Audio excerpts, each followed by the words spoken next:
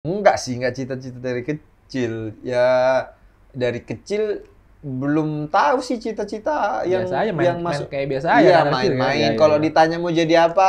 Mau jadi dokter gitu kan. Namanya anak kecil kan Anak belum kecil lah, mikirin yang keuangan. mulia-mulia lah ya. Belum mikirin keuangan orang tua kan. Kan jadi dokter enggak semua orang tua sanggup. Iya, iya.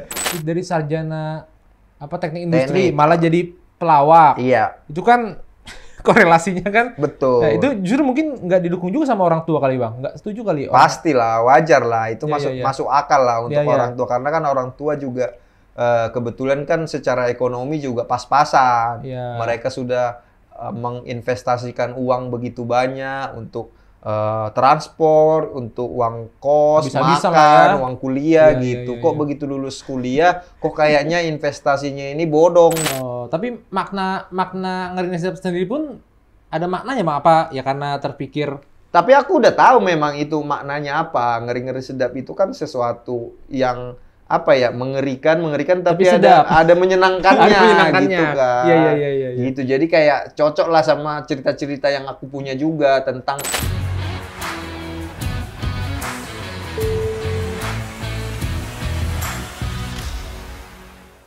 Horas dengan BK. Aduh, hari ini aku kedatangan ini laki-laki paket lengkap ini. Paket lengkap ya. Pelawak, penulis. Pokoknya hebat kali lah. penipu. Nah kan, belum apa-apa kan udah.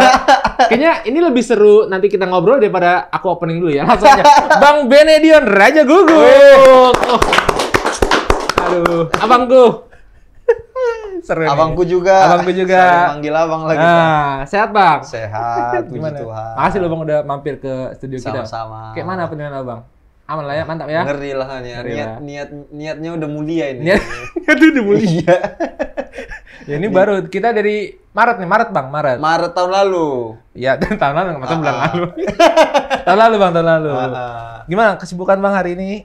Ada agenda apa langsung ke sini? Langsung ke sini. Oh, langsung ke sini. Langsung ke sini. Gitu Terus kan. rumah adik dekat-dekat sini jadi mikir, Oh, iya? aja sekalian mampir ke rumah adik lagi. Oh, maksudnya daerah Cibubur sini ada? Daerah Cibubur. Oh, sama lawak juga Cibubur Bang, Iya. dekat sini. Banyak Gitu. kali Batak di Cibubur ini. Banyak Bang, jadi kalau Bataknya kalau dikumpulkan, wah bisa bikin bonus tahun Bang. Ya Di memang Cibubur. biasanya kalau Bonatown yang datang dari Cibubur kayaknya banyak kali. Makanya sering kan Bonatown gedungnya yang di Taman Wisata itu loh. Oh, Wilayah itu Banyak ya. kan di Wilayah Wilayah 3 itu. Bonatown di situ kan, karena dipikir ngapain kita kemana-mana di Cibubur aja lah. Ada, kita kan. ada lengkap. Semua Cibubur ada semua. Iya. Gedung Batak ada, orang Batak ada, lengkap banyak. Banyak kali Nah. udah Cibubur. Bang, ini waduh ini hari ini grogi awak nih guys. Kenapa grogi? Ya nggak apa-apa, maksudnya awak seneng aja gitu. Kita mau korek-korek abang nih.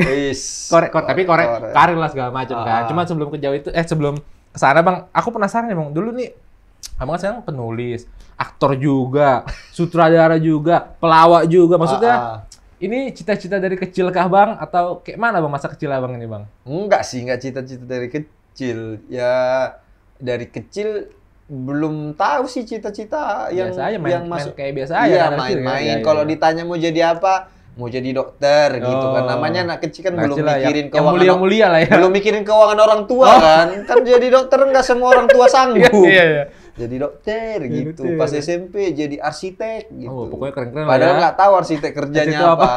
Arsitek. gitu. Jadi ya biasa aja lah jalanin gitu. Terus waktu kecil suka baca, terus suka udah baca. mulai waktu SMP, SMA mulai nulis. Oh, udah mulai nulis, Bang? Mulai nulis, tapi nggak punya cita-cita jadi penulis gitu. Oh. Terus udah suka ini komedi, nontonin Opera Panjapa, Bajaj Bajuri, OB, iya, Awas iya, Ada iya. Sule, tapi nggak mikir pengen jadi pelawak gitu, nggak yang ada gitu. Jadi kayak cuman jalanin aja. aja gitu ya. Cita-citanya ya lihat nantilah apa kerjanya gitu.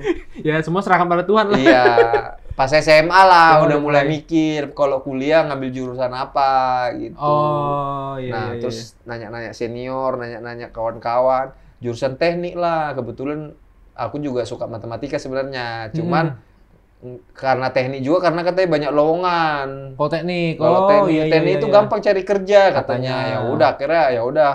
Mulai SMA udah mulai fokus tuh belajar biar masuk teknik gitu. Oh, gitu. Cuman maksudnya Abang lahir kan di Dolok. Dolok Masiul. Dolok Masiul. Dolok Masiul itu adalah kecamatan di Deli Serdang. Oh, Deli Serdang. Kecamatan di Deli Iya. Serdang sekitar 30 menit dari kota Tebing Tinggi. Oh. Nah, itu kampungnya opungku. Oh, kampungnya opung abang di situ. Iya. Abang tapi besar di Tebing Tinggi ya? Enggak. Oh, enggak? Setelah lahir di Dolok Masiul, bapakku keterima jadi PNS guru di Kabupaten Dairi. Oh, PNS guru orang. Iya, Oh. akhirnya bapakku pindahlah ke ke Kabupaten Dairi, aku ikut pindah karena aku masih 1 tahun nggak bisa nolak. Oh. Oh iya ya. Iya, enggak bisa nolak pula Nggak ya. bisa aku bilang aku di sini aja lah, nggak bisa. Iya, iya. Jadi ikut Akhirnya bapak lah, pindah terbang. ikut bapak lah ke Kabupaten Oh. Dairi sampai umur 11 tahun. Oh, 11 tahun ikut sampai umur 11 ikut bapak. Umur 11 tahun pindahlah dari Kabupaten Dairi karena Oh. kasus GAM dulu. Oh, GAM. Oh iya. Gerakan Aceh Merdeka. Kebetulan Kabupaten Dairi itu kan perbatasan dengan Provinsi Aceh. Aceh. Oh. Jadi kasus-kasus GAM sembunyi segala macam membuat kampung kami itu jadi ngeri gitu.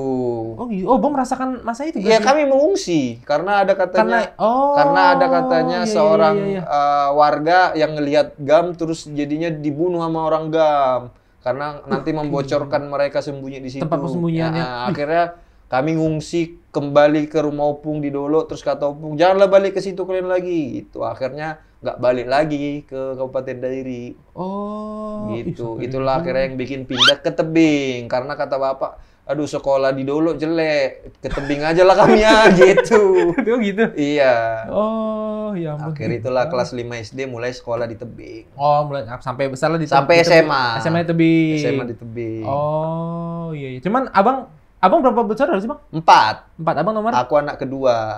anak kedua.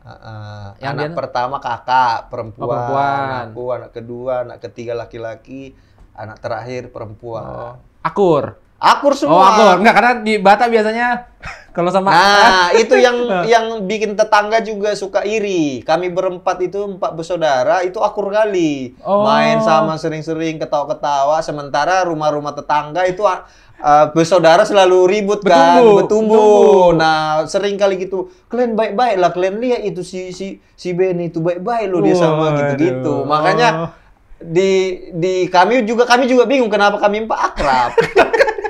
Kenapa kami akrab? Iya, kayak kok kita akrab ya gitu. Mungkin karena orang bapak guru kali mengajarkan ini kali, enggak juga ya? Enggak juga sih. Bingung juga kenapa. Oh. Tapi waktu itu orang bapak tetap guru melanjutkan guru tuh. Tetap akhirnya dari Kabupaten Dairi dia pindah ke Dolo. Oh, pindah Dolo tugas. Masiul. Oh. Jadi walaupun sekolah kerjanya bapak di Dolo Masiul, tapi karena dia mikirin sekolah anaknya biar agak bagus, jadi dia lah yang berangkat jauh gitu. Jadi dari Tebing dia ke sekolah tempat dia ngajar bisa sejam, bisa 45 menit. Tapi nggak apa-apa lah demi anak-anakku mungkin pikirnya gitu. Oh, iya, iya. Tapi kalau waktu masa kecil, kadang kalau orang Batak ini masa kecilnya agak-agak unik, Bang. Apalagi sama abang adik gitu ya, ya bisa bertumbuh, bisa akrab banget. Gimana? Ada hal menarik nggak, Bang, waktu masa kecil mungkin yang nggak pernah dilupakan sampai sekarang ini? Pernah ngapain sama abang atau sama kakak? Aku sama kakakku baik-baik aja. Sama adikku yang perempuan baik-baik aja. Nah, aku yang sering berantem sama adik yang laki-laki. Oh, laki ketemu laki. Iya, karena dia sering berantem sama adikku yang perempuan. Oh. Sementara kesayanganku dari 4 bersaudara ini ada yang perempuan. Jadi aku biasa belain dia. Oh, belain. Nah, jadi sering ribut lama dia gitu. Sampai bertumbuh waktu kecil. Dia nggak berani ngelawan. Jadi kalau iya. udah kupukul, ya dia hanya bisa pasrah. Oh, gitu. Iya, sama abang apapun gitu, kalau sama abang ya pasrah aja lah. Iya, cuman dia kadang suka melampiaskan kemarahannya sama aku ke adik perempuan. Jadi biasanya kalau misalnya mereka berdua di rumah, nanti adikku yang si perempuan dibilangnya, jangan kau melawan ya. Terus nanti adik perempuan bilang, iya sekarang aku diam, nanti tunggu abang pulang ya. Oh, selalu ngadu? Iya, ngadu. Tadi aku dimarahin dia, gitu-gitulah. Berarti abang sampai SMA di Tebing ya, Bang? SMA di Tebing. Terus melanjutkan pendidikan setelah SMA? Kuliah? Kuliahnya di Jogja, di UGM gitu. Oh, emang pilihan ke Jogja atau kayak mana bisa sampai ke Jogja, Bang?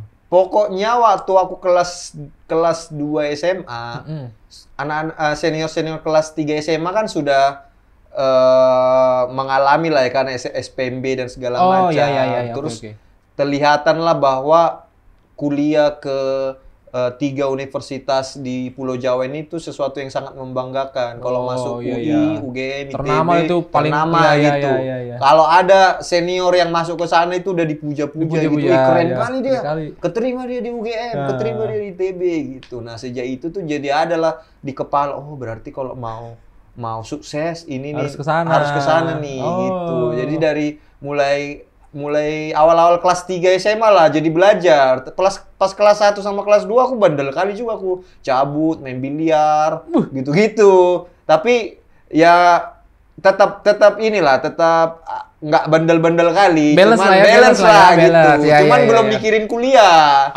Tapi begitu ngelihat senior, oh berarti harus serius nih kelas 3 nih, karena kalau kita bisa masuk UGM, ITB, UI udah keren kali nih, puja nih gitu. Terus katanya kalau kuliah di sana akan lebih maju, karir lebih cepat, gitu-gitulah. Yang dengar-dengar kan. Karena kan biasanya suka pulang kan senior-senior gitu kok lagi libur, terus jumpa di kantin cerita-cerita. Nah, cerita-cerita gitu, rajin pengen belajar.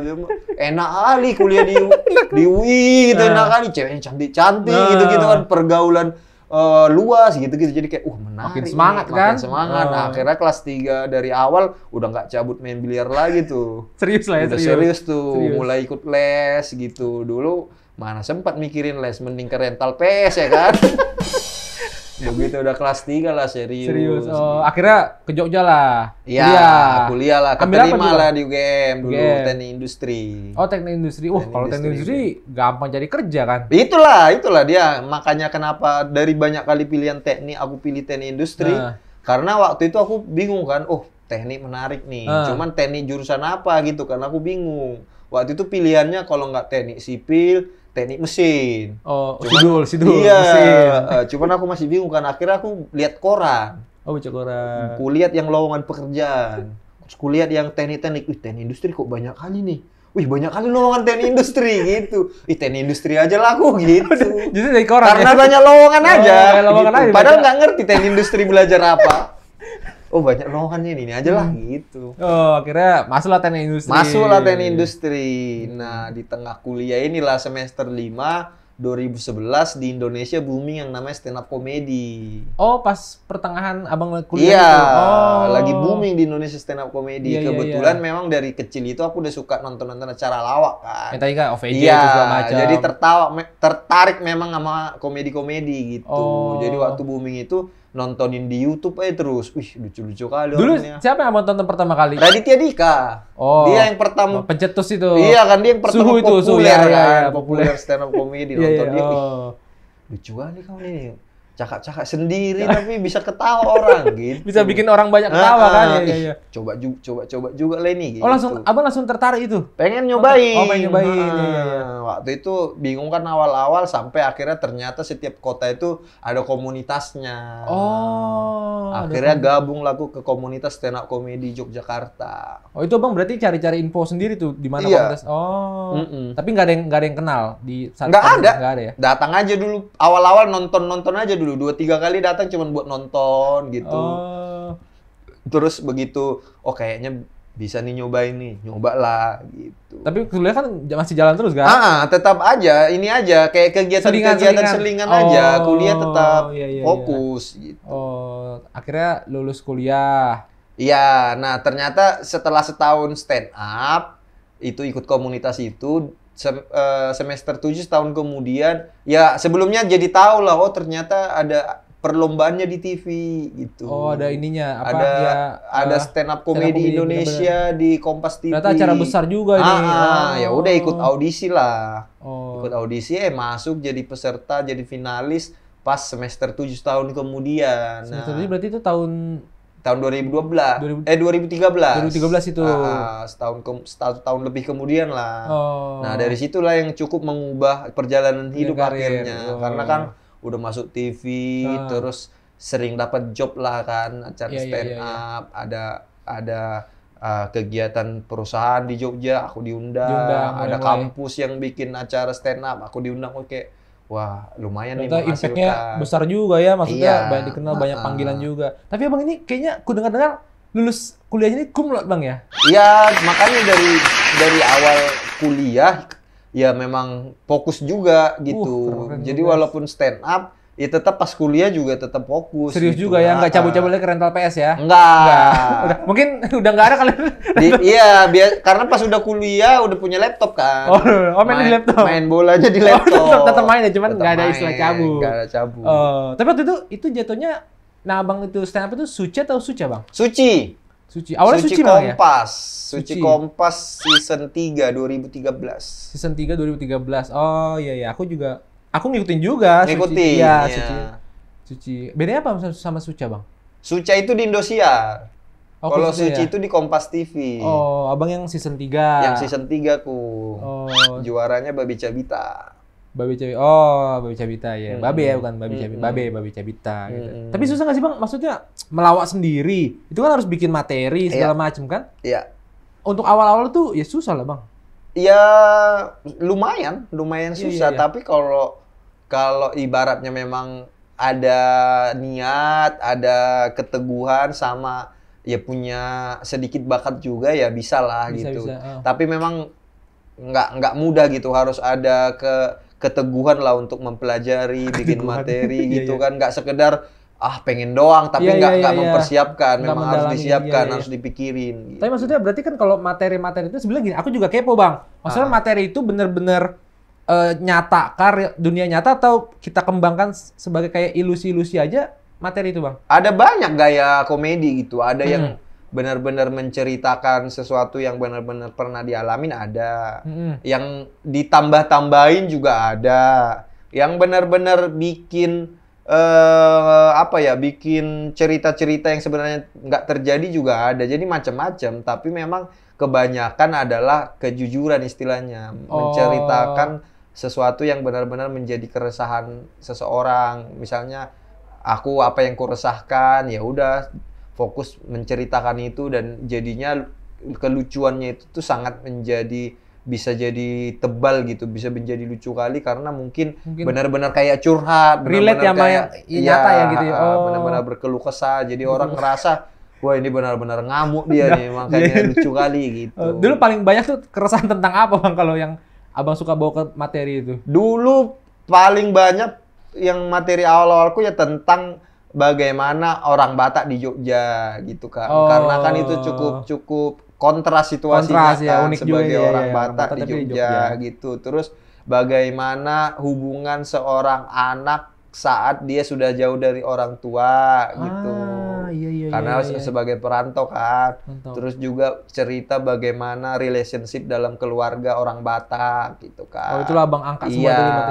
Karena kan agak beda buat orang lain. Oh, di keluarga Batak kalau mamanya marah begitu, kalau bapaknya marah begitu. Oh, hubungan mama dan anak begitu, bapak dan anak begitu gitu. Jadi yang di luar Batak malah jadi tahu juga ya. Iya, dan buat mereka jadi lucu gitu. Oh, gitu. Tapi maksudnya gini, pasti kan awal-awal itu pernah ngalamin yang waktu yang di komunitas itu berarti abang udah tampil juga, Bang? Udah. Jadi di komunitas itu ya latihan. Jadi ada sebuah kafe yang menjadi base camp-nya. Oh, base camp. Misalnya kalau Jogja itu ada yang namanya Freedom of Gamble, nama acaranya setiap hari Jumat malam di sebuah kafe. Ya kalau mau nyoba, penonton bisa datang gratis, nggak ada tiketnya. Istilahnya open mic. Jadi kalau mau datang, mau mencoba naik panggung, bikin materi, nyoba apa lucu apa enggak, ya silakan. Di situ gitu. testernya di situ lah ya.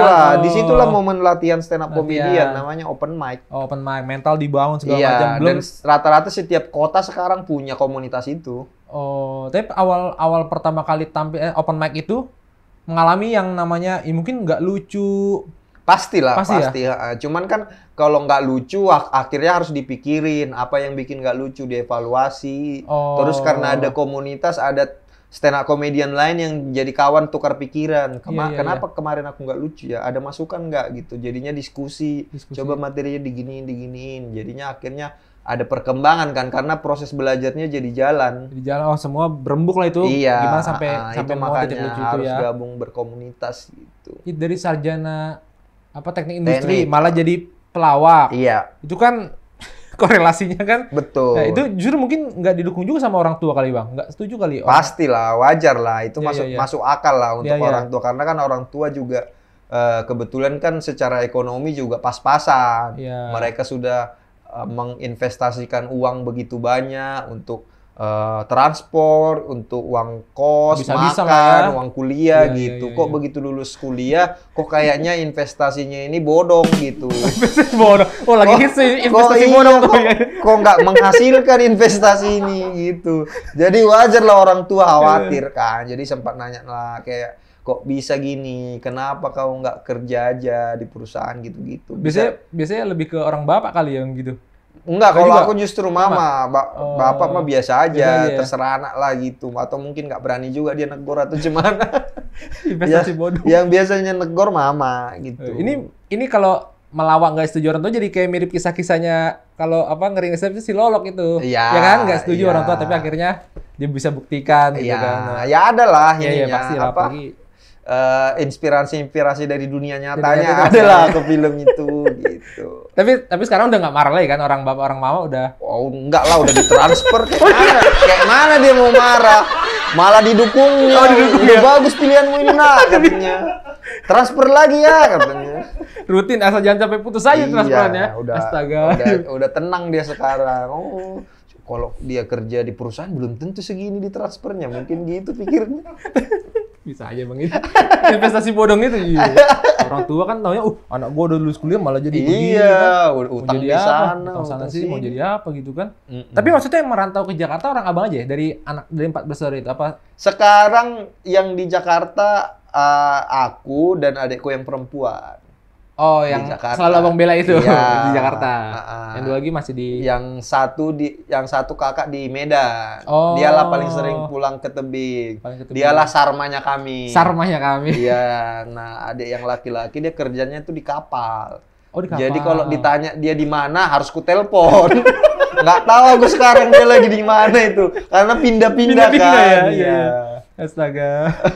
Berarti tapi kalau stand up sendiri abang ada ini nggak ada maksudnya kalau untuk mencari referensi itu dari mana bang referensi atau ada yang menginspirasi abang untuk Oh, kalau di luar negeri kan ada banyak kali lah stand up pasti banyak, komedian iya. yang macam-macam gitu kan, dari yang membahas tentang perbedaan rasnya Ya. kayak Russell Peters gitu-gitu, atau yang membahas tentang kedalaman berpikir, protes terhadap kehidupan dan segala macam kayak Dave Chappelle gitu. ya Banyak lah macam-macam lah stand up comedian. Terus di Indonesia pun sekarang keberagaman stand up comedian juga banyak sekali, luar biasa banyak. Ada yang jokesnya misalnya agak dark gitu, Oh, ada yang jokesnya tentang family, ada yang genrenya macam-macam macam-macam gitu. macam-macam. Jadi kalau ditanya siapa inspirasinya, sekarang nggak bisa dipatok sih. Oh, Kayak karena aku tuh luas mirip ini. banget ya. Jadi kayak mungkin setiap yang aku tonton berpengaruh, akhirnya aku jadi mencomot sedikit dari sini, mencomot dari sini. Jadi akhirnya bikin gaya baru atau delivery baru atau materi baru, sehingga orang jadi kayak kalau mikir kalau stand up tentang Batak di kepala Boris, Bene, Bonar gitulah mungkin. Jadi itu pun sekarang juga udah nggak selalu fokus tentang kebatakan lagi, bagaimana mencampur adukan supaya tetap menarik lah bagi kebanyakan orang. Case-nya gitu. mengkolaborasikan segalanya Iya, ya biar menarik gitu ya. ah. Berarti kan kalau abang di dunia stand up ini menulis dan melawak ini jadi satu kombinasi yang menulis karena menulis materi Iya. gitu kan. Jadi Iya. sejalan juga kan. Iya. Terus abangnya kan juga nulis novel juga ya, Bang? Buat novel. Dulu istilahnya bukan novel sih, tapi apa bilangnya dulu ya? Personal literatur istilahnya ya. Apa ya? Kumpulan esai gitulah kali ya. Oh. Karena sebenarnya bukuku itu tuh ada beberapa bab tapi nggak sambung menyambung. Jadi kayak cerita-cerita aja. Oh. Jadi bukan novel. Bukan novel itu. Personal literatur istilahnya gitu. Jadi kayak tulisan personal gitu personal. lah. Oh. Jadi itu ceritanya ya berbagai macam cerita yang pernah terjadi di keluarga aku gitu. Oh, kayak ngeri-ngeri sedap itu abang yang nulis kan ini Iya, kan? buku Ngeri-Ngeri Bukunya. Sedap aku yang nulis, Mm-mm. film Ngeri-Ngeri Sedap aku yang Abang nulis. juga yang nulis. Gitu. Itu muncul idenya dari mana awalnya kok namanya bisa terpilih ngeri-ngeri sedap apa karena bahasa sehari kan ngeri-ngeri sedap. Tapi gimana muncul awal itu, Bang? Iya, pokoknya waktu itu aku udah menulis draft buku. Sedap buku. Ceritanya itu semua tentang aku hubunganku dengan mamaku lah gitu. Sekian ada 10 bab kok nggak salah. Terus udah sempat lah bikin judulnya apa ya? Terus waktu itu muncullah Mama Lawak itu. Mama Lawak. Nah, aku kasihlah ke penerbit. Terus penerbit baca. Menurut dia, wah sebenarnya menarik nih cerita-ceritamu. Tapi kalau fokus ke Mama, mungkin terlalu segmented gitu. Jadi gimana kalau bahas keluarga gitu. Akhirnya aku ubahlah beberapa bab untuk yang fokus tentang keluarga. Nah, ketika sudah jadi bab-bab ini baru mencari judul. Oh, jadi bab dulu baru nyari judul. Iya, udah jadilah oke, udah bagus nih 10 bab. Apalah judul bukumu ini gitu. Ya. Nah, waktu itu bingung lah nyarinya kan karena nggak boleh juga pakai bahasa Batak. Takutnya kalau pakai bahasa Batak yang beli hanya orang Batak. Pasarnya malah sempit ya orang Batak aja. Cuman nggak boleh juga judulnya ini membuat orang-orang Batak jadi kayak ini bukan buku Batak gitu. Jadi harus nyari judul yang di tengah gitu. Ya. Bahasa Indonesia tapi Batak kali gitu. Akhirnya waktu itu entah kenapa bisa kepikiran ngeri-ngeri sedap karena ini bahasa Indonesia, orang bukan Batak bisa tertarik, tapi orang Batak pas dengar ngeri-ngeri sedap, wih Batak kali nih gitu. Nah itulah akhirnya muncul, oke judulnya ngeri-ngeri sedap aja lah, cocok. Oh, tapi makna ngeri-ngeri sedap sendiri pun ada maknanya Bang, apa ya karena terpikir? Tapi aku udah tahu memang itu maknanya apa, ngeri-ngeri sedap itu kan sesuatu yang apa ya mengerikan tapi ada menyenangkannya gitu kan. Iya. Gitu. Jadi kayak cocok lah sama cerita-cerita yang aku punya juga tentang misalnya ngeri-ngeri sedap di keluarga, misalnya bapak marah, mama marah atau sesuatu yang ngeri tapi sebenarnya ketika dibaca ketawa-ketawa aja gitu kan. Sedap-sedap aja gitu. Tapi maksudnya kalau ada nggak sih kesulitan dalam menulis itu Bang? Pernah nggak lagi nulis ternyata ya karena otak lagi mumet, buntu. Ya pastilah, aku biasanya kayak gitu ya, aku tinggalkan aja. Kan nggak gampang soalnya. Makanya, jadi orang kalau ditanya, Bang, bagaimana tips dan trik supaya lancar menulis gitu. Wah, aku pun belum nemu, aku bilang. Aku kalau lagi mentok ya aku tinggalkan aja gitu. Makanya aku kalau menulis sesuatu lama gitu. Makanya kalau nulis itu panjang kali prosesnya. Kalau gitu. kayak ngeri-ngeri sedap ini berapa lama Bang tulis ini? Kalau yang buku? Iya, buku. Yang buku itu ada kurasa 2 tahun itu. Lama gitu. Karena udah kutulis juga panjang kan. Kukirim ke penerbit minta diubah ini, diubah ini. Akhirnya revisi lagi. Lumayan lama lah. Gitu. Kalau yang film? Kalau yang film lebih lama lagi. Itu dari awal muncul ide sampai akhirnya filmnya tayang itu sekitar 8 tahun. Lama lagi ya. Lama lah pokoknya. Makanya kalau jumpa orang kan atau jumpa ini ditanya, Bang, kapan lagi filmmu keluar? Apa lagi filmmu, Bang? Tunggulah, kau tunggu aja aku nggak malas gitu. Kalau sekarang sih masih malas. Nantilah ya kita pikirin gitu. Karena biasanya lama. 8 tahun loh. Iya. Makanya film selanjutnya pun ini belum tahu kapan. Ya. Walaupun udah banyak yang nanya-nanya kan? Iya, udah banyak yang nanya, Bang, kapan ngeri-ngeri sedap 2? Kapan lagi film Batak? Ya kalian doakan aja lah, nggak malas. Tapi kalau suruh milih Bang, stand up atau menulis? Stand up atau nulis? Kayaknya aku lebih milih nulis. Kalau nulis soalnya bisa malas. Kalau stand up kan nggak mungkin udah dibikin posternya, dijadwalkan. Aku harus tampil misalnya besok malam, nggak mungkin bisa ku telepon panitia, sorry aku malas. Nggak bisa. Mau harus tampil gitu. Jadi ya sebenarnya senang-senang juga stand up. Ya. Tapi memang momen ngeri-ngeri sedapnya, momen deg-degannya lebih tebel gitu, lebih besar gitu. Jadi kayak seringkali mau stand up masih seminggu lagi, udah suntuh aja mikirin, aduh mau stand up lagi nih. Makanya ada banyak yang bilang si Benny ini kalau stand up agak susah harganya. Sebenarnya aku mau nolak, cuman nggak enak aku bilang nggak mau, kasih aja harga tinggi. Rupanya mau gitu kan. Tetap juga jadi ini masa kalau ditolak sayang kali, lumayan harganya gitu. Jadi kayak kalau mau undang aku stand up bisa, tapi lumayan harganya. Nah, itulah, tinggal kalian mau apa enggak, itu aja, ya enggak. Gitu. Tapi kalau untuk abang minum. Kalau dalam berstand up komedi Bang, waktu ya dari zaman merintis sampai sekarang ada nggak sosok yang ya entah kawan keluarga yang berjasa dalam karir abang berstand up? Ya Mama lah ya, karena waktu awal-awal stand up waktu sampai masuk TV, pas tanding di TV itu, ya banyak kali materiku tentang mama gitu. Karena memang mamaku pun entah kenapa lucu kali, lucu aneh orangnya gitu. Kadang sering kali kayak, kok aneh kali ya mamaku ini, tapi kalau diceritakan jadi lucu gitu. Banyak kali materiku yang tentang dia kan. Dari mulai di buku pun banyak kali yang tentang mamaku gitu. Pas stand up pun banyak kali yang lucu-lucu dari dia gitu. Sampai sekarang pun cerita di podcast gitu banyak kali yang tentang lucunya kegiatan-kegiatan mamaku Mama ini yang gitu. dituangkan dalam. Iya. Kalau bapak nggak ada? Ada sih. Juga ya. Ada sih, tapi kadang-kadang malas juga kan dia kan. Malas juga Mas. Jadi lucu nih, tapi nggak usah lah gitu. Nanti diajak orang, adanya peran bapakmu di kau gitu. Oh iya. Nggak usah lah dibahas gitu. Apalagi di Bataan gitu pasti ya. Iya. Gitu. Tapi dulu aku langsung kebayang abang di Jakarta tampil di TV. Iya. Mama di kampung, wah heboh lah tuh. Nonton anakku. Heboh kali. Satu kampung lah itu beritanya sampai. Asli. Kata adikku ini, waktu aku masuk TV itulah momen mamaku banyak kali berdoa katanya.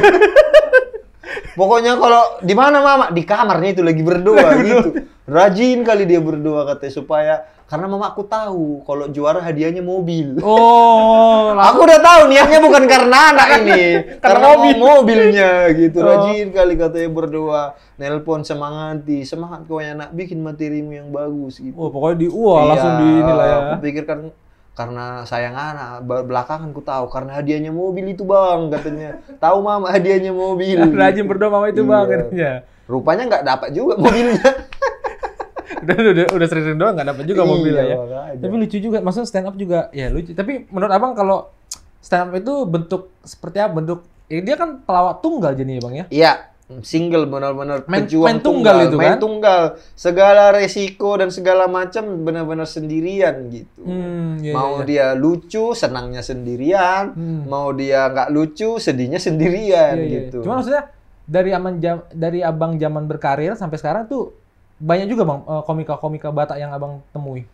Komika Batak banyak sih sebenarnya, komika yang punya marga ya, dari Boris Bokin, aku, Bonar, ada Semi Nota Slim Boy, Sastra, Ginting kalau nggak dia, Sastra Silalahi, terus ada Gita Butar-Butar yang jadi Sarma itu, ada Babe Cabita, Marga Tanjung dia tuh, Tanjung sih. Terus siapa lagi ya? Banyak lah, ada Ajis 2000 Batubara dia itu. Oh, Ajis 2000 Batubara. Batubara. Banyak lah sebenarnya. Bahkan yang nggak Batak tapi sering tentang Batak materinya, terus acara Batak sering undang dia, Mongol Stres. Dipikir orang Batak, dia sering kali materi tentang materi Batak gitu kan? Iya. Padahal kan orang Batak dia. Iya, bukan orang Batak dia. Banyak lah. Banyak ya. Namanya stres, tapi diangkat-angkat. Iya. Cuman ada inilah bang, maksudnya ada rasa kebanggaan juga, banyak stand up Batak juga yang berkiprah di nasional gini kan. Dan ya mungkin kedepannya komika Batak akan banyak lagi kali bermunculan ya bang. Ya mudah-mudahan lah ya, banyak lah gitu, ya. penerus-penerus gitu. Ya kita juga bingung juga sih kenapa kayak setelah Sastra, setelah Bonar kok nggak muncul lagi ya. Padahal padahal sebagai yang duluan istilahnya atau senior di stand up, kami senang kali kalau udah ada muncul lagi komika Batak yang baru, yang materinya khas dan segala macam. Kemarin ada juga cewek itu, lupa siapa namanya, yang cewek. Ada cewek baru muncul juga kemarin di Somasi. Hana Pohan, apa marganya ya? Baru apa dia? Baru apa dia, lupa aku. Hana itu materinya tentang dia jualan kelapa katanya. Wah itu lucu kali tuh. Wah ini kalau aku lihat, bagus nih ya, akhirnya ada komika. Udah ada bibit baru nih. Senang ngelihatnya gitu. Ada komika Batak lagi nih, perempuan setelah Kak Gita gitu. Iya. Senang lihatnya. Tapi maksudnya gini, tapi emang orang Batak nih kayak nada-nadanya keras-keras sekali ya bang, kayak orang marah-marah. Mungkin banyak tanggapan nggak? Gimana pendapat abang? Orang Batak kayaknya galak-galak, sangar-sangar, padahal kan nggak juga. Enggak, memang galak. Enggak, maksudnya padahal bisa bikin orang jangan pura-pura aku bela. Memang galak kita, ya? Memang galak kita. Kayak mana sudah terbiasa dari lahir di situasi keluarga kayak gitu. Suara pun keras. Nggak mungkin kita terbentuk jadi orang nggak kayak gitu kan. Kayak mana lagi? Memang udah begitu budayanya gitu. Kodratnya tuh dengan mereka emang udah galak. Jadi gitu.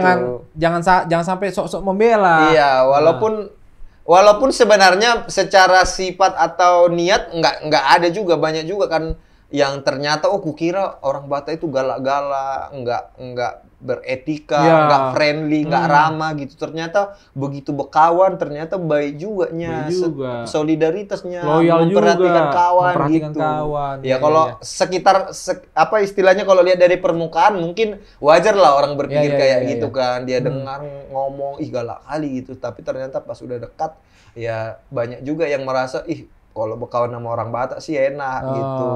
Solidaritas tinggi. Terus frontal, nggak ada istilah ngomong di belakang. Kalau dia ada yang nggak disuka dari kau dibilang. Dibilang langsung depan. Kalau ada yang disuka dari kau ya dibilang juga Iya. gitu. Lucu juga. Malah banyak yang malah enak kok nggak ada itu tiba-tiba permasalahan tapi nggak dibahas gitu. Iya. Tapi untuk sekarang kayak mana Bang? Abang meneruskan stand up terus atau film dua-duanya apa diteruskan saja bareng-bareng sejalan? Sebenarnya aku jalanin aja lah dua-dua semuanya lah gitu. Mau yang podcast dijalanin. Yang penting gembira aja gitu. Maksudnya ketika dia agak lain misalnya kalau ngumpul, kalau cerita kerja rasaku gembira kali Gembira aja udah ya. senang gitu. Iya. Kalau lagi syuting film juga aku gembira gitu. Kalau stand up kalau menurutku ini kalau aku terima kayaknya nggak bikin gembira ini gitu. Akhirnya nggak usah dulu lah gitu. Tapi kalau misalnya ada tawaran job atau kegiatan stand up yang menarik nih, gembira nih, ya udah jalani gitu. Jadi semua kerjaan nih aku jalani aja. Yang penting gembira gitu. Hati yang gembira adalah obat dengan BK. Tapi Abang sebagai sutradara waktu itu kan, sekarang juga sutradara. Film apa pertama yang Abang sutradarai, Bang? Kalau film yang pertama kali sutradara adalah judulnya Ghostwriter. Oh, Ghostwriter, ya. Tapi kalau pertama kali aku jadi sutradara itu adalah sebuah series, judulnya Cek Toko Sebelah di Series. Oh, CTS. CTS series. Ya, Itu pertama kali aku jadi sutradara gitu. Jadi ya itulah perjalanannya mulai dari series, film, series lagi, film sampai ya jadinya sekarang kayaknya mau fokus di film. Itu awalnya kayak mana, Bang? Abang sebagai sutradara itu belajar dulu kah atau ya gimana? Apa ada jiwanya? Dari awal kan kayak aku bilang tadi aku udah suka nulis dari kecil. Dari SMP. Iya, udah nulis kan. Terus ternyata di tengah kuliah aku suka komedi gitu, stand up komedi. Nah, karena stand up komedi kan akhirnya aku belajar teori-teori komedi. Feeling atau sense of komedinya jadi muncul gitu. Nah, setelah lulus kuliah, kawan-kawan senior di stand up komedi bilang bahwa penulis skenario ini adalah lowongan pekerjaan yang sangat besar. Sementara yang fokus ke karir itu sangat sedikit. Akhirnya aku dari awal ke Jakarta, setelah lulus itu sudah niat. Aku pengen jadi penulis skenario, tapi khusus komedi. Genre komedi. Jadi itu yang sudah aku perjuangkan dari awal. Tapi nggak pernah sedikit pun terpikir untuk jadi sutradara. Malah nggak pernah, karena aku belum ngerti kali soal film, nggak pernah sekolah film. Nonton film pun ya suka nonton film, tapi belum edik lah gitu, belum yang benar-benar ngotot film gitu. Cuman setelah pindah di Jakarta, berusaha mencoba mengejar karir menjadi penulis skenario, akhirnya dapat menjadi penulis skenario. Kayaknya seniorku Ernest Prakasa melihat, ini kayaknya dia punya minat yang menarik nih, gitu. Akhirnya ditanyanya lah sama aku, Ben, kau mau nggak jadi sutradara? Kalau mau, biar kita arahkan karirmu ke sana. Gitu. Bang Ernest. Iya, dialah yang nanya. Karena menurutku kau punya kemampuan ke sana kalau mau belajar, minatmu juga ada, dan kalau kamu memang mau biar kita arahkan bareng-bareng gitu. Nah, sejak itulah akhirnya dia berusaha memikirkan apa yang harus aku lakukan, buku apa yang perlu ku baca, apa yang harus ku tontoni. Nah, itu dikasih masukan terus sampai akhirnya kayaknya bisa nih si aku ini menjadi sutradara. Dan ku bilang sama Ernest, kayaknya aku mau cobalah dibantu carikan kesempatan gitu. Gitu. Nah, itulah akhirnya yang pelan-pelan mengasih kesempatan, misalnya kayak jadi CTS series. Ya karena Ernest yang bilang, "Ayo cobain biar kau belajar." gitu. Oh, cita-cita Gitulah. dari situ. Nah, dia juga yang mengenalkan aku ke produser-produser kayak, Pak, ini ada junior saya, dia ini juga punya keinginan, punya kemampuan, silakan diberikan kesempatan gitulah. Oh, benar-benar berarti Ko Ernest benar-benar ini juga ya, Iya. karena dilihat juga mungkin abang yang mumpuni juga bisa. Iya, Makanya dan semangat punya juga. minat Punya juga, minat juga. gitu. Oh. Jadi kalau nggak karena beliau ya mungkin tetap penulis skenario aja Iya, iya, sampai iya. sekarang gitu. Oh, tapi maksudnya balik ke Ngeri Ngeri Sedap ini agak seru nih Ngeri Ngeri Sedap. Tadi kan nulisnya aja untuk film 8 tahun. Iya. Nah, ada cerita di balik terjadi Ngeri Ngeri Sedap itu ada cerita unik nggak bang yang berkesan atau gimana? Awal mula kenapa muncul pengen bikin film itu pertama kali adalah karena waktu itu aku syuting Comic 8. Oh, komiknya tahu. Iya, Oh, iya. nah waktu itu aku masih awal-awal kali tuh baru pindah dari Jogja. Jadi mainlah di Comic 8, tapi cuma satu scene sebenarnya. Cuman sebentar, cameo istilahnya kan. Tapi ceritanya aku itu jadi kayak penghuni Lapo, preman Lapo. Ada partnernya. Ada Boris, ada Lolo, ada Kak Gita sama aku. Kami berempat lah itu jadi preman di Lapo. Nah, waktu syuting itulah kayak muncul pemikiran-pemikiran nggak jelas gitu. Kayak, di sini kita cuma satu scene ya. Tapi kalau kita berempat ada film, kita berempat pemeran utama, keren ini. Mantap, gitu. meledak kali. Mantap ini. Kita masa cuma satu scene, next harus ada lah film yang kita berempat main pemeran utama gitu. Cuma muncullah ide-ide kayak gitu kan. Iya. Terus ternyata belakangan aku yang punya karir menjadi penulis skenario. Terus waktu itu sudah mulai muncullah stand up komedian yang membuat film. Kayak Ernest Prakasa bikin film yang judulnya Ngenes. Cerita tentang dia sendiri itu.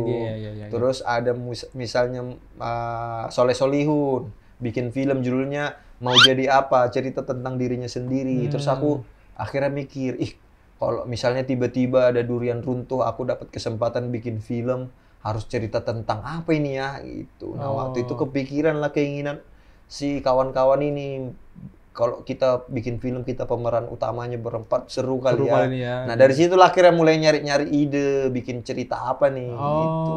Itulah awal mula kenapa akhirnya muncul cerita Ngeri-Ngeri Sedap itu. Oh, itu. Iya. Tapi maksudnya kan prosesnya itu panjang. Terus pasti kan dalam pembuatan itu banyak apa sih Bang, kalau kita mau tahu, boleh tahu suka dukanya dalam proses pembuatan itu? Ya kan pasti kan nggak jangka waktu itu membuat film kan nggak pendek kan, panjang kan persiapannya kan. Nah, suka dukanya itu apa Bang? Ribet-ribetnya apa segala macam. Kalau di Ngeri-Ngeri Sedap yang paling susah atau butuh perjuangan itu ya mencari PH yang mau bikin. Karena kan aku udah punya ceritanya, aku udah punya pemainnya, udah 50% konsepnya ini nggak mau berubah gitu. Pokoknya jalankan sesuatu yang kuinginkan. Nah, ketika ditawarkan ke PH-PH buat mereka, aduh, kayaknya nggak bisa ini. Kayaknya ini penuh resiko. Karena kau nggak mau diubah gitu. Misalnya film ini jadi, pemainnya kalian, kayak mana bikin ini laku? Nggak ada yang terkenal kalian gitu kan. Kayak mana gitu. Jadi akhirnya yang susah adalah nyari PH-PH yang mau membiayai, yang mau ngambil resiko bikin film ini. Sementara kalau mereka mau memasukkan unsur-unsur komersialnya supaya keyakinannya tinggi, naik gitu, dia jadi berani bikin film ini, aku nggak mau diubah-ubah. Gitu. Jadi itu yang mungkin yang akhirnya ya kalau ditawarkan nggak mau, kalau misalnya mau tapi kita ganti ininya ya, nggak usah lah Pak, nanti aja lah, next gitu. Malah next aja malah aku mundur. Gitu. Aku maunya berubah gitu kan. Aku maunya gini Pak, gitu. Tapi kalau misalkan kayak abang kan menulis skenario. Kalau untuk penentuan tokohnya ini kayak mana sih Bang? Maksudnya, padahal kan abang nulis kan bukan untuk orang itu mungkin ya? Iya, karena kebetulan mungkin di Ngeri-Ngeri Sedap aku sutradaranya juga gitu. Sebenarnya itu hak sutradara dan produser gitu. Yang menentukan siapa yang main. Iya, siapa yang main gitu. Kayak misalnya aku kan nulis skenario dulu, pernah nulis Warkop DKI Reborn. Nah, itu aku udah nggak terlibat tuh siapa yang main. Aku habis itu juga pernah nulis skenario Susana Bernapas Dalam Kubur. Nah, itu aku juga nggak terlibat tuh milih siapa yang main. Tapi ketika misalnya yang kutulis itu aku terlibat sebagai sutradara, ya aku harus terlibat memilih pemain karena kan itu udah terkait dengan di lokasi sebagai sutradara gitu. Oh, berarti memang itu kekuasaan sutradara sama produser yang Produser. menentukan pemain itu Iya, ya? gitu. Oh, tapi kan tadi awalnya kan berempat, Bang. Iya. Yang mau bikin film itu kan Iya. biar pecah. Cuman akhirnya Akhirnya aku ganti. Masuklah Indra Jegel. petir bukan sembarang petir. Iya, Ya. pokoknya secara cerita si Sahat itu harusnya aku yang mainkan. Oh. Cuman karena iya, aku iya. jadi sutradara, nggak bisa lah. Aku pemain, aku sutradara. Oh, malah Pecahlah itulah. kepala kan, kalau terlalu banyak yang dipikiri. Gitu. Akhirnya aku bilang sama Jegel, mau nggak kau main film? Kami udah ada cerita gini-gini. Pemeran harusnya cerita ini kami empat yang main, tapi karena aku mau jadi sutradara, kau yang mainkan ya. Dia bilang mau lah. Oh, Bang Jegel pun mau. Mau. Oh. Akhirnya jalanlah film itu. Oh, jalan film ternyata benar-benar meledak juga. Iya, Pecah itulah yang juga. nggak disangka kan. Nggak disangka. Nah, itulah yang bikin, ternyata film Batak banyak juga marketnya, ada juga Iya, banyak penontonnya, juga, iya. dan akhirnya ya bikin kaget lah produser-produser yang sebelumnya agak Yang susah ini kawan-kawan kan itu ya. kayak, ternyata ada band penontonnya ya, gitulah. Dalam hati gimana tuh, Bang? Ya, dalam hati ya nggak mungkin nggak rezeki bapak aja lah Oh, gitu gitu. kan. Oh, Aku sih, ini ya. biasa aja Biasa lah. aja. Maksudnya aku bisa mengerti lah kenapa Iya, dia iya, iya. khawatir gitu. Oh. Aku pun kalau jadi dia mungkin belum tentu Sama aja, berani. iya, iya, pasti iya, iya. pasti mikirin lah, nanti aku demi idealisme aku gue bantu kalau rugi aku sendiri yang Iya, rugi. iya. Wajar lah itu. Gitu. Tapi ternyata akhirnya meledak. Abang sebagai sutradara, kayak mana perasaannya, Bang? Filmnya ternyata yang Abang tulis sendiri meledak, banyak peminatnya. Iya, ya senang lah gitu kan, agak-agak sombong juga. Wih, Jumawa Ada.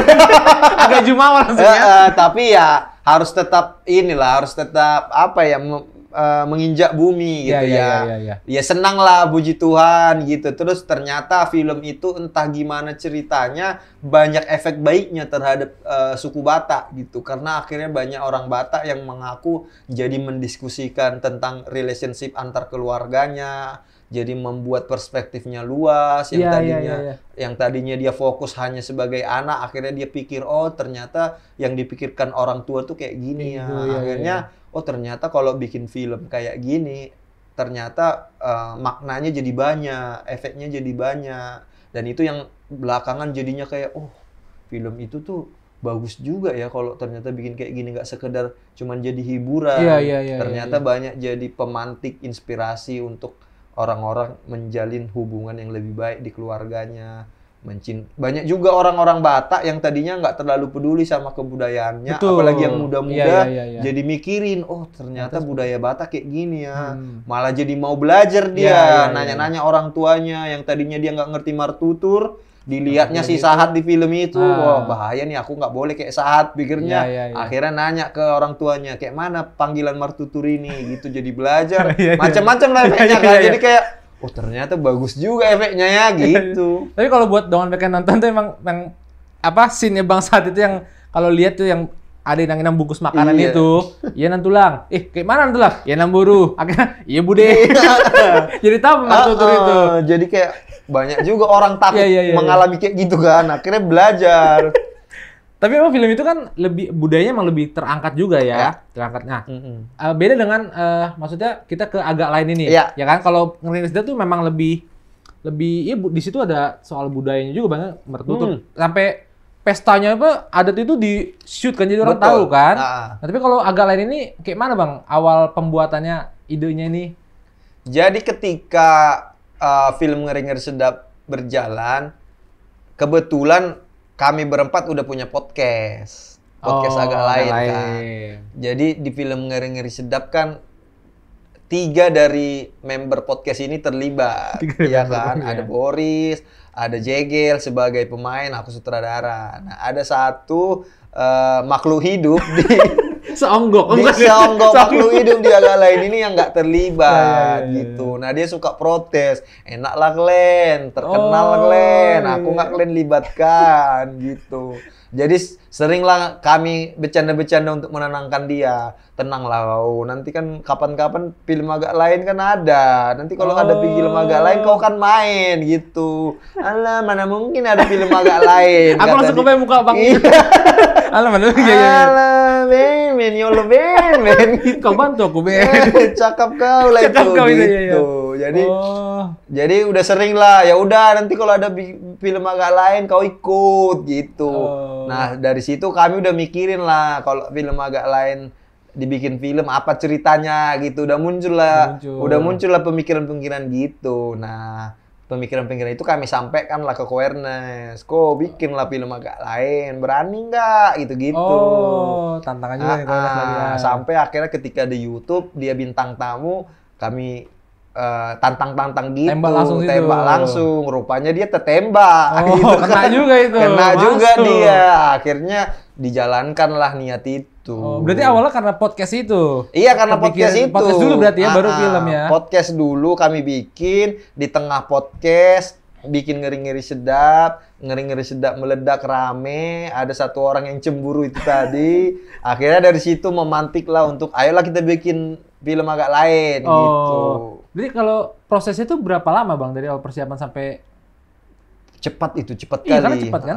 Jadi kami mungkin rekaman sama Awareness yang podcast itu tuh sekitar awal-awal Juni kalau nggak salah. Syuting film agak lain itu awal September. Berarti skenarionya itu sekitar 3 bulanan. Terus September syuting, tayang Februari. Dari syuting ke tayang itu sekitar 4 bulan. Cepat lah. Cepat kali.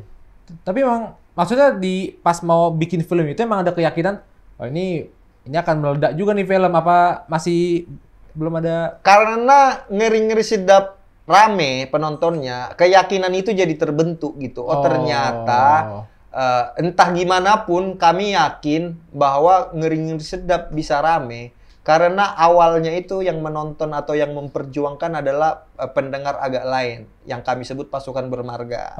Mereka yang awal-awal itu menonton. Mereka suka, baru mereka siarkan, mereka kasih tahu kabar ke sekitar, ke kawan-kawannya gitu. Mengajak keluarganya nonton bareng gitu.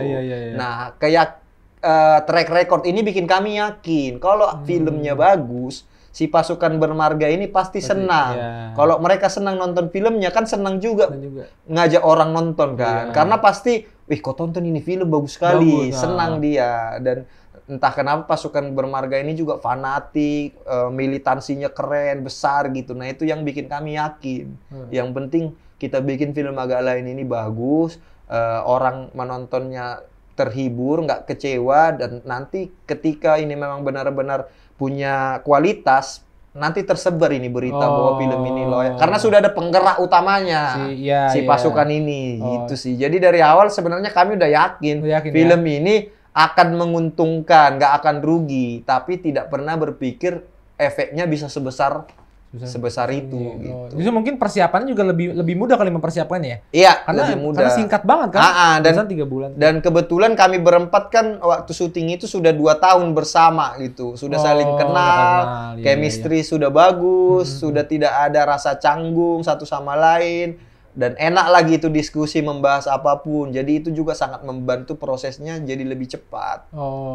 Gitu. Cuman kan judulnya aja agak lain. Terus gimana mengkombinasikan, maksudnya biar masuk cerita itu tetap nggak lari dari judul agak lain ini kan? Itu kan perlu diperhatikan juga kan Bang?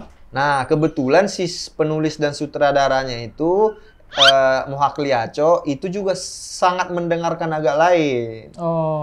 Produsernya Ernest Prakasa juga mendengarkan agak lain. Dan dekat juga kami satu sama lain kan. Jadi udah saling ngerti karakter satu sama lain. Terus ya gimana pun Ko Ernest sebagai produser sudah sekian tahun di dunia film, dia sudah punya banyak pengalaman. Aku juga kebetulan yang dari agak lain yang di belakang layar juga sudah punya pengalaman bagaimana berpikir kreatif membuat sesuatu gitu. Jadi kami semua itu saling support satu sama lain, diskusinya itu sudah berpikir supaya film ini bagus gitu. Dan itu tuh sudah niat yang enak gitu. Jadi perdebatan diskusi satu sama lain itu niatnya yang mana yang bagus itu gitu, bukan soal ego lagi gitu. Jadi akhirnya entah bagaimanapun kolaborasi satu sama lain ini saling menguatkan, makin klop gitu. Dan jadinya produknya jadi produk yang bagus lah menurut kami gitu. Tembus berapa? Hampir 10 juta kan Bang sampai sekarang? Per kita syuting ini sudah 8.900.000-an. 8 juta jadi guys. kita lihat lah nanti finishnya berapa ya. Gitu. Iya, iya. Feelingku sih 9, berapa lah gitu. 9, Nggak berapa nyampe ya, lah ya. 10 juta. Tapi itu udah luar, udah banyak udah kali, nggak masuk cepet akal. banget kan. Karena ini jadi film terlaris sepanjang masa kedua. Itu kan siapa yang nyangka kan? Gila. Karena kami mikirnya kan 1 juta aja pun udah keren kali. Ternyata dalam seminggu aja udah berapa juta langsung cepet ke Bang emang. Cepat kali emang nggak masuk akal. Cuma akhirnya abang terjun juga di depan layar, ya kan? Ya gara-gara si Oki Rengga botak itulah. Karena dia bilang, Bang Oki, ayolah bikin film biar aku main. Nah, kalau agak lain dibikin film, kata Koernas ya kalian 4 harus main. Jangan ada yang berkurang. Karena aku bilang, kalian bikin film, ayo kita bikin film agak lain. Tapi di awal bikin aku meninggal. Aku bilang, biar sedikit aja sinku gitu. Cuman kata Koernas nggak bisa, kalau agak lain harus berempat gitu. Ya udah ada misi botak, ya udah ayolah gitu, mainlah aku. Terrealisasi juga akhirnya abang itu dibantu ya, bisa ikut dia. Ya, dibantulah dia ya. Jadi memang dia utang budi kali sama aku. Nah, jadi akhirnya abang terlibat di depan layar akhirnya kan? Iya. Jadi aku kepo juga nih, lebih seru mah dong di balik layar apa di depan layar, Bang? Kalau aku lebih senang di balik layar. Di balik layar? Di balik layar, lebih senang memang. Cuman ternyata kalau di depan layar laku juga. Jadi ngejual juga ya. Ngejual juga. Pendapatan lumayan juga kan. Jadi sekarang mana aja lah. Mana aja ya. Yang penting menghasilkan gitu aja lah. Jadi tapi kalau ditanya lebih nyaman mana, tetap lebih nyaman di belakang layar. Cuman di depan layar mau kalau hanya sama agak lain aja. Kalau tiba-tiba ditawarin di luar agak lain, mikir-mikir dulu, kuliah dulu seperti apa ini. Karena aku tuh terbatas kemampuan di depan layarnya, jadi sering salah. Masa sih, Bang? Iya. Aku daya ingat rendah kali. Jadi sering kali pasti lupa dialog gitu. Oh gitu. Lupa ngapain tiba-tiba. Bentarlah dulu, apa tadi gitu. Jadi kayak kalau bukan karena kawan semua krunya itu, pasti aku jadi down kan, kena mental kan gitu. Sementara kalau ini karena kawan semua, ya pasti aku bilang, aduh lupa, mereka ketawa-ketawa aja gitu. Jadi abang gampang lupa aku, gampang kali lupa. Gitu. Tapi ini kan tembus hampir 8 juta. 9 juta lah. 9 juta. Tapi ternyata dengar-dengar agak lainnya udah sampai nggak di Indonesia doang, Bang. Udah dia udah mengudara sampai luar negeri, Bang. Ngeri kali memang. Ngeri kali, main kali emang. Iya, salut kali aku sama diriku sendiri. Salut kali aku sendiri. Bener kan sampai ke luar negeri? Iya, nggak masuk akal. Nggak masuk akal. Udahlah, nggak ngerti lah aku kenapa agak lain ini bisa semengerikan ini progresnya gitu. Sefenomenal itu. Iya, di Indonesia aja kami pikir penontonnya 1 juta udah cantik itu. Secantik-cantiknya 2 juta. 2 juta cantik. Ternyata 5 kali lipat, 4 kali lipat lebih gitu. Terus tiba-tiba PH ngabarin, film kita dihubungi oleh distributor luar negeri nih. Katanya mau tayang di Malaysia. Wih, ngeri juga film ini ya gitu kan. Udah gitu kan, tayanglah di Malaysia. Dikabarin lagi, di Brunei juga tayang ini kata distributornya. Tayanglah di Brunei, dikabarin lagi di Singapura juga tayang gitu kan. Wih, kok banyak kali negara ini pikirku. Udah abis itu, udahlah mantap lah itu gitu kan.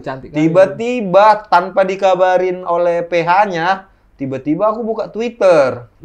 Tiba-tiba banyak kali mention. Bang, selamat dia film kalian tayang di Amerika. Ada yang mention? Ada yang mention, betul-betul taunya dari sosmed. Nggak tahu kami dari PH. Kutanyalah ke grup kan sama produsernya. Ini betul apa cemana? Betul katanya. Kok nggak kalian kabari kami gitu. Tiba-tiba tayang di Amerika. Jadi tur film itu ya? Iya, nggak ngerti lah kok apa tujuan mereka melakukan itu. Cuman kan jadinya semakin aneh lah rasanya kan, nggak masuk akal film ini gitu. Tapi ya memang fenomenal banget, semua kalangan nonton, orang-orang terkenal pun nonton. Belakangan ini malah Opung Luhut baru nonton ya? Iya kan? Iya. Nonton. Opung Luhut nonton. Ngeri-ngeri sedap kan dia juga nonton. Pokoknya Ibu Debata kayaknya Opung itu nonton. Kebetulan kami agak lain juga udah beberapa kali bertemu beliau lah. Jadi udah saling kenal gitu, udah dekat gitu. Kalau untuk yang film agak lain kasih tanggapan Opung itu? Kasih lah gitu. Karena kan waktu ngeri-ngeri sedap keluarganya Opung juga nonton. Opung juga nonton. Terus beliau juga bilang, bagus ini adalah karya seni yang fokus tentang Batak yang Oh. ya karena beliau juga kan cinta juga Cinta sama juga budayanya Batak, kan. iya, Jadi iya, dia iya. senang mungkin ngelihat ada yang produk-produk kayak gini. Bisa Dia meneruskan iya, juga ya. ikut senang gitu. Nah, begitu agak lain tayang, keluarganya juga nonton. Oh. Keluarganya dulu yang nonton terhibur. Nah, seringlah katanya mengabarin Opung ini, keluarganya lah, Iya, Opung iya, ini iya. kan keluarga ngabarin Opung ini, ih bagus sekali film orang itu, lucu gitu. Kebetulan di film itu kan ada juga jokes yang tentang Opung itu iya, kan. masuk juga. Nah, mungkin dikabarin lah, Masuk juga, Pak, Papa tuh diledekin tuh di film, Iya, iya, gitulah iya. mungkin kan. Nah, kebetulan Opung Boru nonton duluan, Opung Oh, Debi. iya, iya. Nah, mungkin dibahas lah aku Dibahas rasa lagi. di kasur kata cemana Di kasur kan. lagi, Bang. Ya kan, kayak dibahas kau itu lucu lo filmnya gitulah mungkin. Oh. Nah, tiba-tiba dikabari laku sama timnya mereka, Opung Luhut mau nonton gitu. Nah, jadi dalam hati, wih, Mantap juga. mantap sih. juga. Belum Akhirnya datanglah yang menjumpain, bilang makasih udah nonton gitu kan. Oh. Kan senang lah, Nah, bangga juga lah iyalah, rasanya pasti. sosok sebesar beliau Iya, menyempatkan waktunya Nonton itu ya. jadi Iya, iya. senang lah gitu. Tapi aku penasaran nih, maksudnya kalian berempat kan emang tukang bikin orang ketawa, Bang. Iya. Maksudnya dalam berempat ini kalau di balik layar siapa yang paling lucu yang nggak pernah nggak pernah serius gitu? Nggak pernah serius. Bercanda mulu maksudnya. Kayaknya paling sering, sebenarnya kami berempat sering kali bercanda. Heeh. Tapi yang paling sering kali bercanda itu si Jegil kayaknya. Oh. Iya, Jegil kayaknya yang paling sering bercanda. Yang bercanda terus. Tapi beda-beda tipis sih. Beda-beda tipis ya? Iya, Si iya, iya. Oki juga bercanda terus. Yang mungkin agak kalem ya Boris lah. Boris. Boris lah Oh, gitu. iya, iya, Karena iya. kan dia modalnya memang ganteng gitu. Oh, lebih cool dia ya. Cool gitu. cool. Tapi ya tetap nggak beda jauh Ya, gitu. beda Sering tipis kali lah ya. bercanda gitu. Kadang-kadang juga saling marahin gitu. Nah, bercanda aja terus kau gitu. Ini maksudnya orang-orang ini berempat macam mana kayak seriusnya? Apa bercanda mulu? Iya, tapi kalau lagi serius benar-benar serius Serius juga. juga. Oh. Sering juga kami berempat berdebat gitu kan. Tapi demi kebaikan lah, bukan soal ego Iya, gitu. iya, Mana iya. yang harus dilakukan supaya itu adalah strategi paling pas gitu. Untuk kemajuan lah ya. Iya. Iya.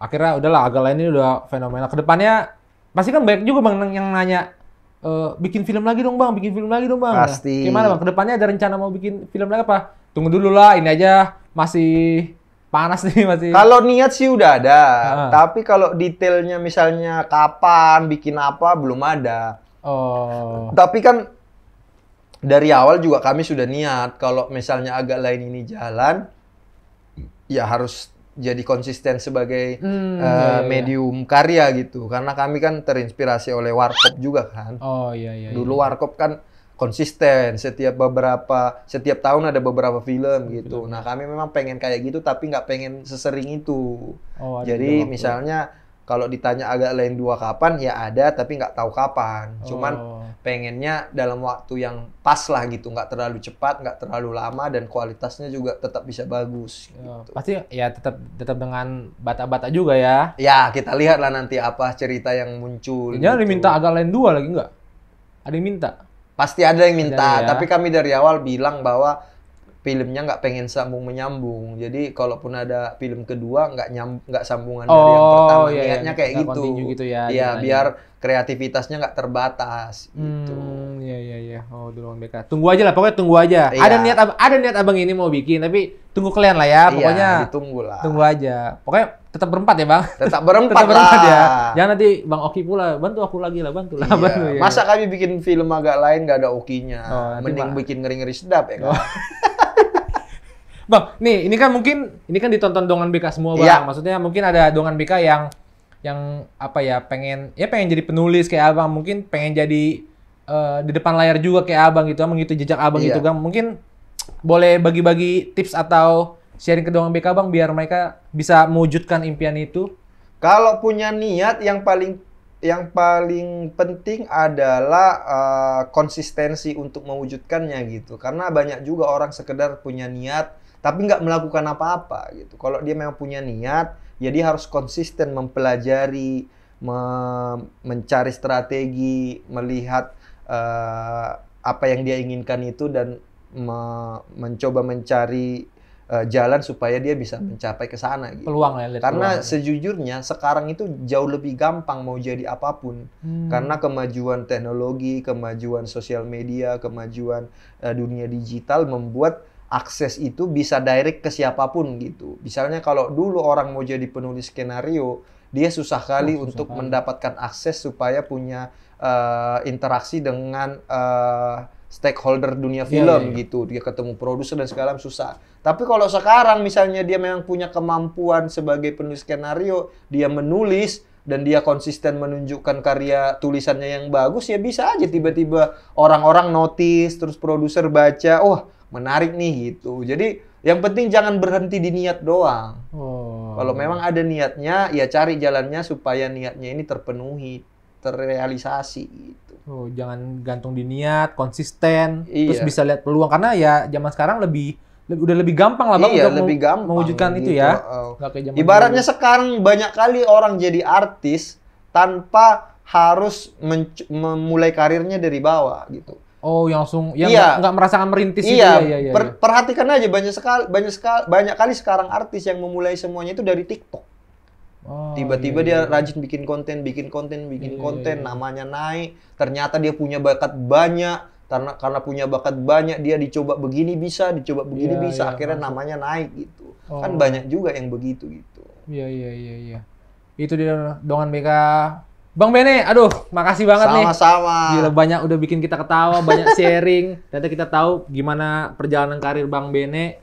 Mau ke depan, ya kita tunggulah Dongan BK ya, film-filmnya, karya-karya dari Bang Bene ini yang bisa mengocok perut lagi, yang menginspirasi. Kita tunggu selanjutnya. Entah tahun kapan, kita doakan aja.